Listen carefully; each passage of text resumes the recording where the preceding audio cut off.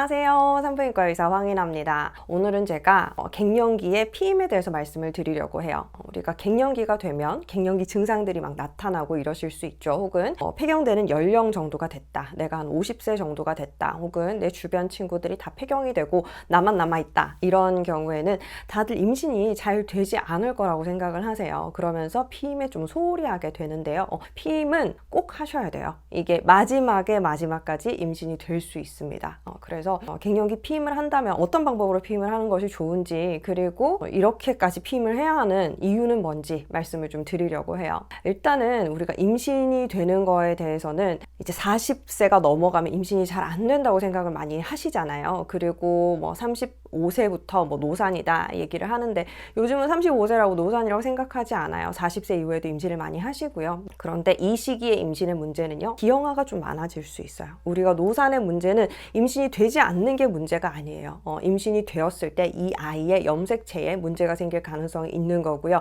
임신이 되었다 하더라도 아기로 커나갈 수 없는 그런 비정상 임신인 경우가 있는 거죠. 그래서 그런 것 때문에 내가 이제 나중에 낳아야 되고 이런 문제라기보다는 임신 중절 수술을 하셔야 될 수 있는 거예요. 그래서 내가 임신을 해서 8주, 10주가 됐다. 그런데 아기 집은 있는데 아기가 보이지 않는다 라든지, 아기는 보이는데 심장이 뛰다가 멈춰버렸다 라든지, 이런 경우들을 경험하실 가능성이 40대 중후반에서는 좀 올라가게 돼요. 50대에도 임신이 되시거든요. 생리를 하시는 분들은 다 임신이 될 수 있다고 생각을 하셔야 돼요. 그런데 이게 내가 낳을 수 있는 아기가 아니라 비정상 임신일 가능성이 높고, 그랬을 때는 이제 반복적인 수술을 받으셔야 될 수가 있는 거죠. 그래서 그런 면에서 꼭 피임은 하셔야 되고요. 내가 생기면 낳을 건데 생각하셔도 이게 생기더라도 내가 키우기 힘든 아이가 나올 수도 있다라는 거를 꼭 염두에 두셔야 돼요. 그래서 내가 더 이상의 출산 계획이 없다라고 하시면 적극적으로 피임을 하셔야 돼요. 저는 가장 좋은 피임법으로 정관 수술을 말씀을 드립니다. 내가 결혼을 했고 파트너가 하나뿐이다 라고 했을 때는 남편이 정관 수술을 하면 영구적인 피임이잖아요. 그래서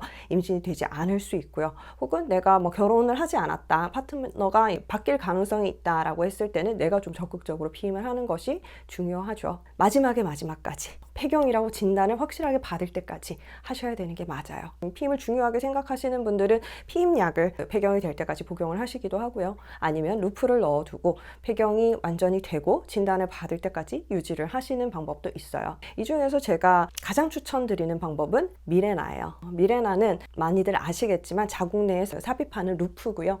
얘는 호르몬을 분비를 해요. 레보노르게스트렐이라는 프로게스테론 종류의 호르몬을 분비를 하는데요. 이것 때문에 자궁 내막이 얇아지고, 그리고 배란이 되더라도 자궁 내막에 착상할 자리를 없애는 거예요. 그리고 이게 물리적인 역할을 하면서 수정란이 자궁 안으로 들어오더라도 착상이 되지 않게 만드는 거죠. 어쨌든 이런 저런 원리로 인해서 피임이 되게 만드는 거고, 이건 한번 삽입하면 5년을 사용할 수가 있어요. 특히 생리통이 심하다든지 생리양이 많다든지 하는 분들은 보험으로 시술을 할 수도 있는 그런 피임 루프거든요. 이거를 제가 권유를 드리는 이유는, 첫 번째는 장기적인 피임이 가능한 거예요. 피임약은 드시다가 끊었다가 이런 분들이 굉장히 많아요. 장기적인 복용을 잘 하지를 못하시고요. 그럴 때 잠깐 끊었을 때 임신이 돼서 오시는 분들이 꽤 있거든요. 그렇기 때문에 피임약보다는 이렇게 장기적으로 피임을 할 수 있는 루프를 좀 더 추천을 드리고요. 이 미레나를 넣어뒀을 때 5년 정도를 피임을 할 수가 있어요. 그래서 5년이 다 되었을 때는 갱년기를 겪으시던 분들은 이미 폐경이 되어서 임신이 되지 않는 상태가 되었을 수도 있고요.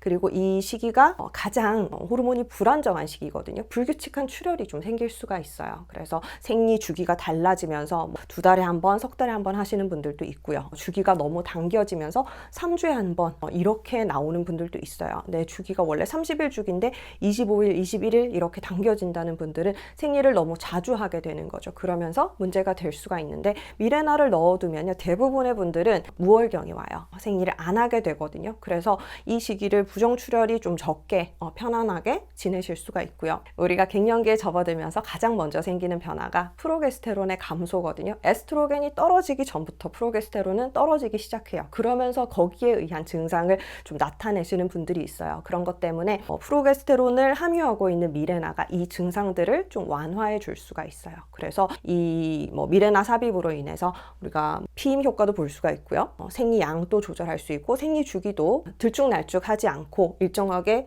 안 하게 될 수 있고요. 그리고 부족해진 프로게스테론을 공급해서 갱년기 초기 증상들을 완화해 줄 수가 있어요. 그렇기 때문에 저는 가장 먼저 추천드리는 거는 미레나고요. 미레나를 또 넣어놨을 때는 이제 초기에만 효과가 좋은 것이 아니라 계속해서 사용할 수 있는 방법이 있거든요. 우리가 호르몬 치료를 하게 됐다 했을 때 그 에스트로겐과 프로게스테론을 같이 공급을 해줘야 돼요.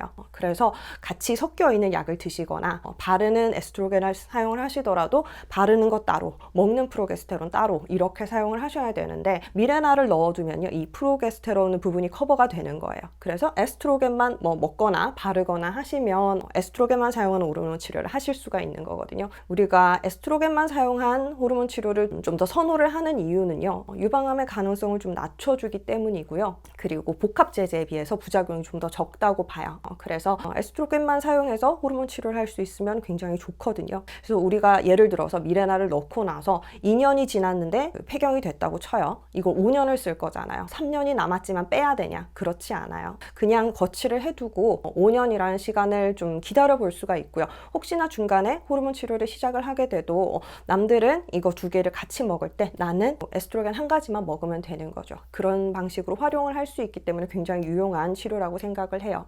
그래서 내가 폐경이 얼마 남지 않은 것 같다 하시더라도 미레나를 넣어두면 나중에 또 쓸 수 있는 방법들이 있다라는 걸 아셨으면 좋겠어요.